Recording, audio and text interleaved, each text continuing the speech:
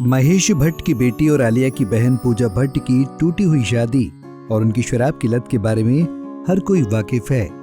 वो खुद भी कई बार इस पर बात कर चुकी हैं। वहीं एक बार फिर पूजा ने अपने पुराने दिनों को याद किया।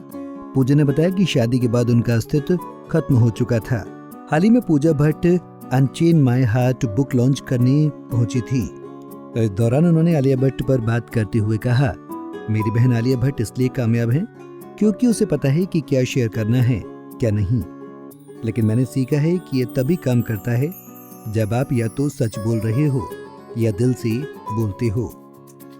जब मैं अपनी जिंदगी में पीछे मुड़कर देखती हूँ तो मैं फेम का चौथा सीजन एंजॉय कर रही होती हूँ। एक आर्टिस्ट की जिंदगी में 4 सीजन होते हैं।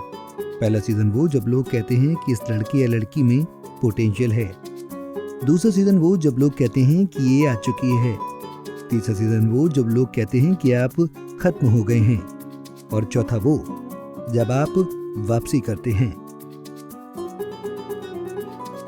तो मैं बॉम्बे बेगम से वापस आई। अपनी फेल शादी पर बात करते हुए पूजा ने कहा, मैंने खुद को एक ऐसी शादी में पाया जो चल नहीं रही थी।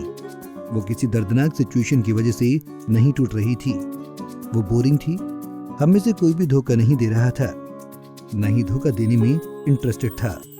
एक महिला के रूप में मुझे एहसास हुआ कि मैंने समाज के मेरे लिए बनाए गए पैमानों पर खरा उतरते हुए खुद को खो दिया था। मुझे समझने में वक्त लगा कि मैं एक शादी में फंस चुकी हूँ जो मेरे लिए चल नहीं रही है।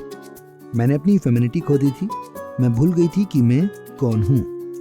वो एक बेहतरीन इंसान है, लेकिन मेरी आत्मा में एक अकेलापन था।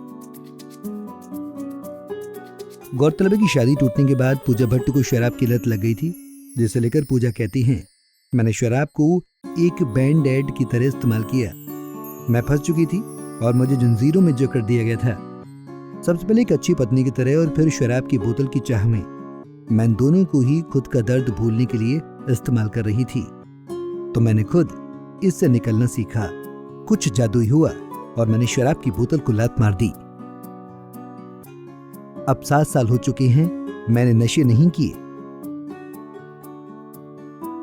बता दें कि पूजा भट्ट आखिरी बार बिग बॉस OTT 2 में बतौर कंटेस्टेंट नजर आई थीं और टॉप 5 में जगह बनाई थी।